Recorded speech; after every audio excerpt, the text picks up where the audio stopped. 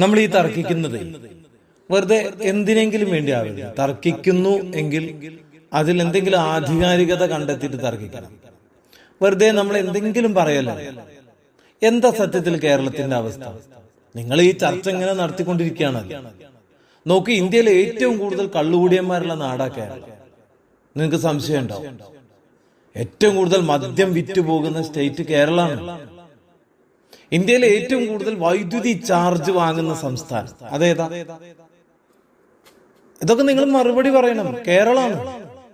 ഇന്ത്യയിൽ ഏറ്റവും കൂടിയ വിലയ്ക്ക് മദ്യം വിൽക്കുന്ന നാടേതാ? കേരളമാണ്. ഇന്ത്യയില് ഏറ്റവും കൂടുതൽ മയക്കുമരുന്ന് സുലഭമായി ലഭിക്കുന്ന നാടേതാ? കേരളമല്ലേ?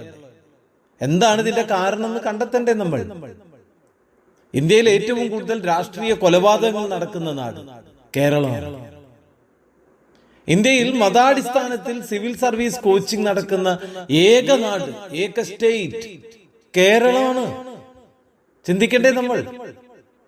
നോക്കൂ, ഇന്ത്യയില് മത അടിസ്ഥാനത്തിൽ സ്കോളർഷിപ്പ് നൽകുന്ന ഒരു സംസ്ഥാനമുണ്ട്. ഏതാണെന്നറിയോ? കേരളം. ഇനിയും നമ്മൾ പഠിക്കണ്ടേ ഇതൊക്കെ? ഇതോടെ തീരുന്നുണ്ടോ സംഭവം? ഇന്ത്യയിൽ അവിവാഹിതരായ ഏറ്റവും കൂടുതൽ പുരുഷന്മാരുള്ള നാട് കേരളമാണ്. ഇന്ത്യയില് ഏറ്റവും കൂടുതൽ രാഷ്ട്രീയ നേതാക്കൾക്ക് വ്യാജമായ LLBയും PhD ഒക്കെ ഉള്ള നാടും കേരളമാണ്. ഏറ്റവും കൂടുതൽ മതപരിവർത്തനം ഇന്ത്യയിൽ നടത്തുകയും അതിന് സർക്കാർ മൗനാനുവാദം നൽകുകയും ചെയ്യുന്ന ഏക സ്റ്റേറ്റ് കേരളമല്ലേ? നമ്മൾ തർക്കിച്ചോ? നിങ്ങൾ തർക്കിച്ചോ? പക്ഷെ ഇതിനെ വിലയിരുത്തി തർക്കിക്കണം. ഏറ്റവും കൂടുതൽ ആളുകൾ തൊഴിൽ തേടി വിദേശ രാജ്യങ്ങളിലേക്കും മറ്റ് സ്റ്റേറ്റുകളിലേക്കും ചേക്കേറുന്നതും കേരളത്തിൽ നിന്നല്ലേ?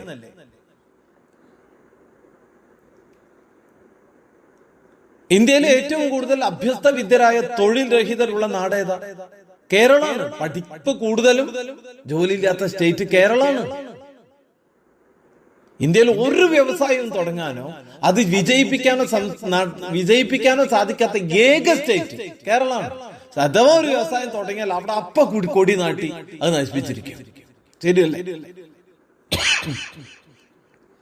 നിങ്ങൾ പറയണം, ഏറ്റവും കൂടുതൽ ട്രേഡ് യൂണിയൻ ഗുണ്ടായിസ് നടക്കുന്ന ഏക സ്റ്റേറ്റ് കേരളമല്ലേ? നോക്കൂ, ഒരു പെട്ടി എടുത്ത് വെക്കാൻ പോലും ഗുണ്ടായിസ്. ISROയിലേക്ക് വരുന്ന സാധനങ്ങൾ പോലും ലോറിയോടുകൂടി പൊക്കി വെക്കാൻ ഞങ്ങൾ ചെയ്യും എന്ന് പറഞ്ഞു വരുന്ന ഗുണ്ടായിസത്തിന്റെ നാടാണ്. ഏറ്റവും കൂടുതൽ വ്യവസായ സംരംഭങ്ങൾ പൂട്ടിക്കുന്ന ഏക സംസ്ഥാനം ഏതാ? കേരളമല്ലേ? ഇന്ത്യയിൽ 10ാം ക്ലാസ് വിദ്യാഭ്യാസം പോലും പൂർത്തിയാകാതെ ലക്ഷങ്ങൾ ശമ്പളം വാങ്ങുന്ന വൈദ്യുത ബോർഡ് ജീവനക്കാരുള്ള ഏക സ്റ്റേറ്റ് കേരളമാണ്. നിങ്ങൾ ചർച്ച ചെയ്തോ? തർക്കിച്ചോ? ആഹാര സാധനങ്ങൾക്ക് പോലും അയൽ സംസ്ഥാനങ്ങളെ ആശ്രയിച്ച് ജീവിക്കുന്ന ഏക സ്റ്റേറ്റ് കേരളമാണ്. ഇന്ത്യയിൽ ദുരിതാശ്വാസ ഫണ്ട് പോലും വെട്ടിച്ചു നിന്ന് സുഖിക്കുന്നവരുടെ ഏക നാട് കേരളമാണ്.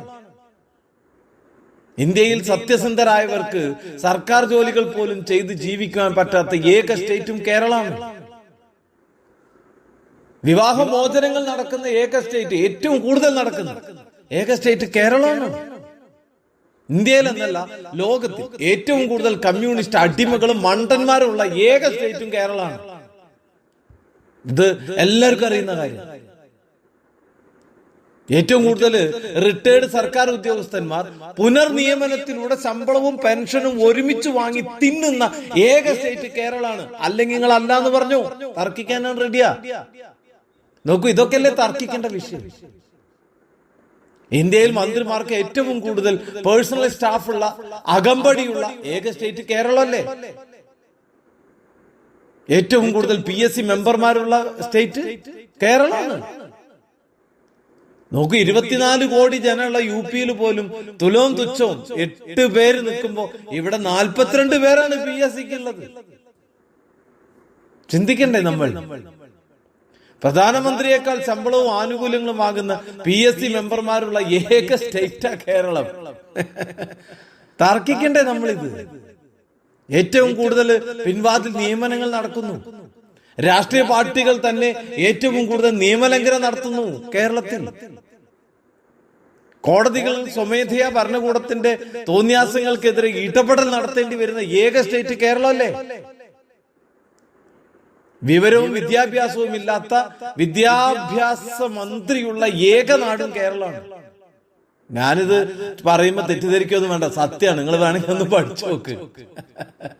അല്ലെ, നിയമസഭയിലെ ഏറ്റവും ആധികാരികമായ കമ്പ്യൂട്ടർ വരെ എടുത്ത് വലിച്ചെറിഞ്ഞ ഏക ആള്, ആ ആളാണ് ഇവിടുത്തെ വിദ്യാഭ്യാസ മന്ത്രി. എങ്ങനെയുണ്ട്? തൊലിക്കട്ടി വേണ്ടേ?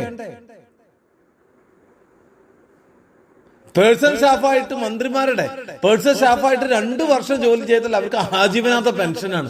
ഇതൊക്കെ എന്ത് ഗതികേടെന്ന് അതിനെ പറയേണ്ടത് നമ്മൾ ചിന്തിക്കണം. എല്ലാവരും ഇരുന്ന് ആധികാരികമായി ചിന്തിക്കണം. അതാ വേണ്ടത്.